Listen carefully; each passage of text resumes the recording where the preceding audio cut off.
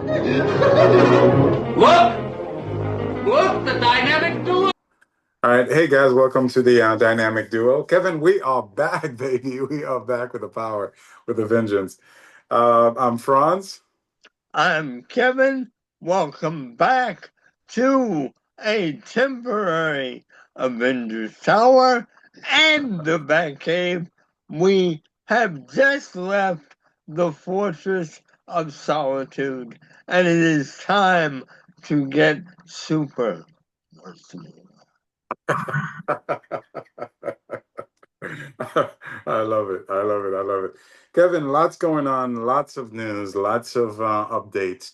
We've got updates on Doomsday. We've got information about the Netflix purchase of Warner Brothers. We've got, of course, the teaser trailer for Supergirl dropped. What is the topic that you want to discuss first, mind through? Honestly, Supergirl. Let's do Supergirl. Let's do Supergirl. So the teaser for Supergirl dropped. Kevin, you are the DC file of the team. You are the expert. You are the guy connected to DC and the DC universe. What is your thought on the teaser trailer for Supergirl? Go. Well, let me say this first. It apparently runs in the family. And what I mean by that, ladies and gentlemen, is the fact that for me, the trailer was not engaging. It wasn't exciting.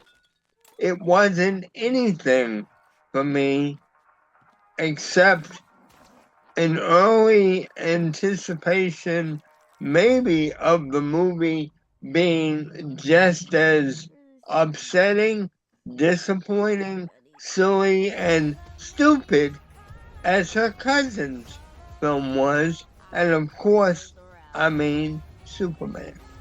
Hmm. Hmm. You know, it's interesting because yet again, I couldn't agree with you more. And people are going to think I agree with you just for the sake of agreeing with you, but I agree with you because I agree with you.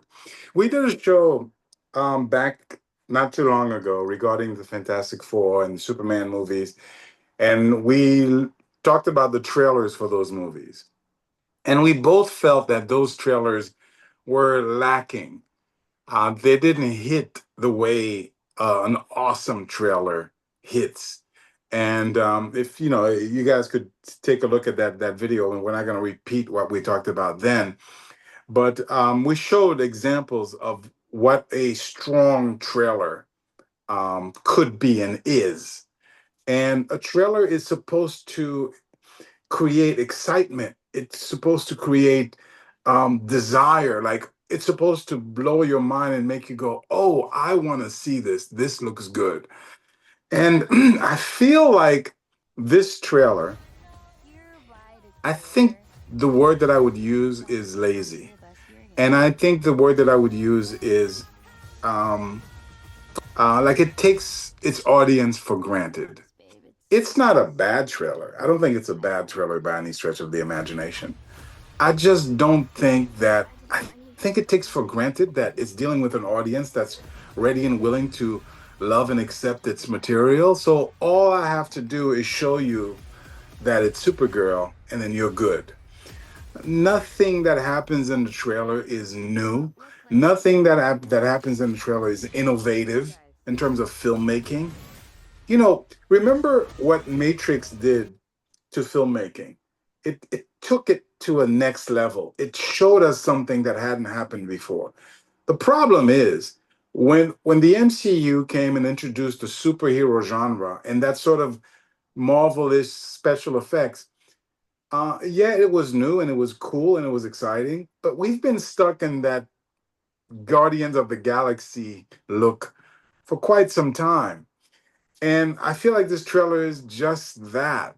Um, it's nothing new. It's nothing exciting.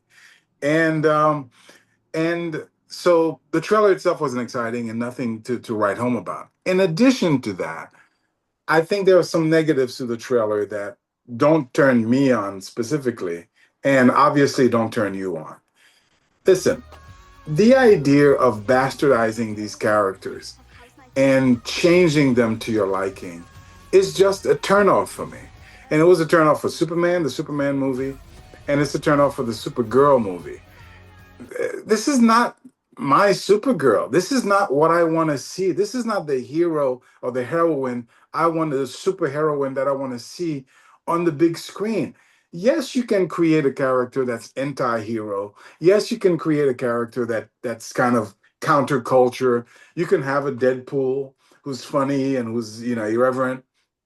You can have a Wolverine who's like an anti-hero who'll do things that the superheroes won't do. You can do that, and that will work. Those characters will work. What I don't think you can or should do is take an established character with a particular personality and then change them into that type of character. Having a drunk Supergirl who's a party girl, you're the DC guy. Is that Supergirl? Not to me. That's not the Supergirl that I would want to see. So when you do that, you're sort of like creating a contradiction and a conflict in my mind. And so that's a turnoff. When you change the costume, and it's not as bad as the Superman costume, I'll admit it, but when you don't give us something that's in our mind's eye, you're just reducing our appeal to the character. And I've been having this dream, Kevin, of going to a convention and standing up in line and asking the producers and the big wigs, the Kevin Feige's that go to these conventions. I'd like to stand up and say, why do you insist on wasting the enthusiasm capital, the goodwill capital that you get from your audience by literally taking away what we want and what we like? Why do you insist on doing that? And so, yeah, I'm not very enthused about this movie. I'm not very excited by it by any stretch of the imagination. Now, one last point that I'll make, forgive me for going on for so long. One last point that I'll make is the one hope that I see for this movie is Lobo. Because, in my opinion, Supergirl is not a box office draw.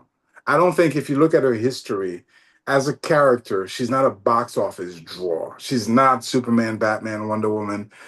She's not even The Flash, in my opinion, both from the comic books and from movies or other medium point of view.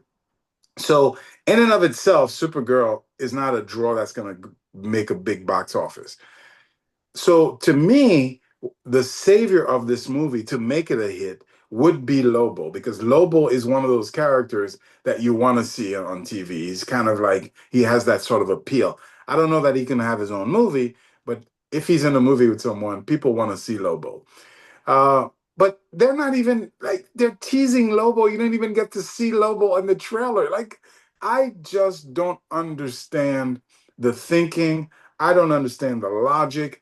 I don't understand why fans, Kevin, why fans make more exciting stuff than multi-million dollar paid producers whose job it is to do this. That's my 2 cents.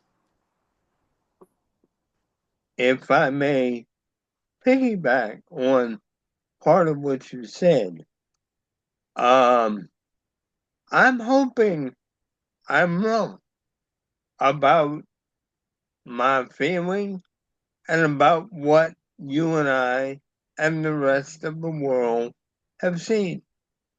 I truly hope I'm wrong.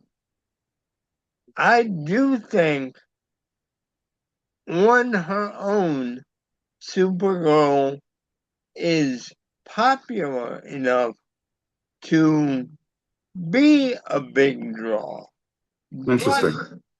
But the way that she is being presented, I think, is the wrong way to go. Not to overstate it, but I have to say this. I feel it's a little bit of a contradictory in terms when you have a huge female audience for movies and television and you present a female hero, the cousin of one of the biggest heroes in movie and television and comic book history. And you present her, as you said, as a drunk, a foul mouth, and God knows whatever else they've done. This is supposed to be your positive role model for young girls. I don't agree, ladies and gentlemen. I'm not saying that she has to be or should be a carbon copy of Superman. I don't want a carbon copy of Superman. She's always been more emotional and more on a personable line than Superman anyway. Okay? Create that. Use it. But don't put it in a Guardians of the Galaxy style universe. And to me, that's what this looks like. Yeah. I understand that the story is from the Woman of Tomorrow comic book. Fine, great, adapt it, make it work. But at least the presentation that we've gotten so far, I honestly think, at least for me, they're looking at another failure. And in my opinion, DC, as long as they continue to do this, is going to continue to hit rock bottom and have failure after failure after failure. I have to agree with you. I do have to agree with you. Um, uh, I officially, I'm going to officially announce that I hate James Gunn. Or at the very least, I'm not a James Gunn guy. For the longest time, I held out hope. For the longest time, I thought, hey, James Gunn gets it. He's one of us. He's a fan. He's gonna come through. When we were talking about Superman, I kept saying to you, James Gunn is a good enough director and he's smart enough to deliver a good movie and he's one of us. And so there's a chance that we might get the hero in the movie that we're looking for. You know, that scene in the Guardians of the Galaxy 1, there's a chance we might get something like that with Superman.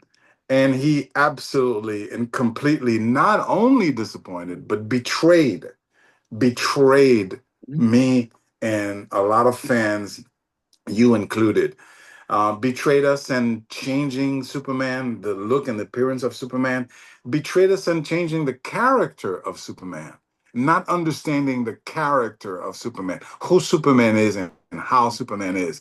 He betrayed us, Kevin, and something that we haven't talked about. He betrayed us in the presentation of the lore of Superman, changing Kal-El, changing the motivation as to why Superman came to Earth. That's like, how dare you? Like, who gave you the authority to do that? It would be like saying Uncle Ben was part of the bank robbery that he got killed in. It would be like saying Gwen Stacy had children with Norman Osborn.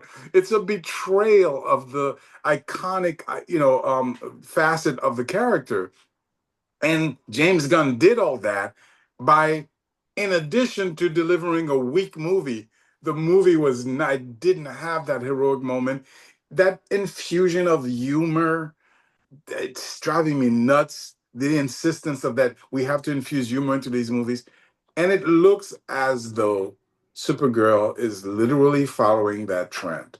It looks as though it's a matter of these guys in their minds reinventing the character and saying, "Oh, how can we make this cool? You know what? Let's make her a drunk. The kids will love it." You know, and anytime you cheat, you get exposed. You get exposed. Anytime you're going for the gimmick, you get exposed. And so yeah, to your point, could it be good? Of course. The Woman of Tomorrow storyline, I've read it. I don't think it's that great. I wouldn't make a movie based on it. Um, can you interpret it to make an exciting movie? Yes. The answer is yes, you can. But can you also make it not exciting and blah? The answer is yes. I don't know if you noticed, Kevin, but three-quarters of the commercials, she's not even wearing her costume. She's not even wearing a suit. I don't know. So it's like, why are we doing this? Is this a Supergirl movie or is it not a Supergirl movie? And I think we're missing the point. And yeah, I'm not very excited for this movie whatsoever. No. Guys, let us know if you agree or disagree. As I said, we're back. We're back in full force. Kevin, my friend, I'm glad to have you back. Um, and join us next time for the next episode of the Dynamic Duo. We will be here waiting for you with S's on our chest.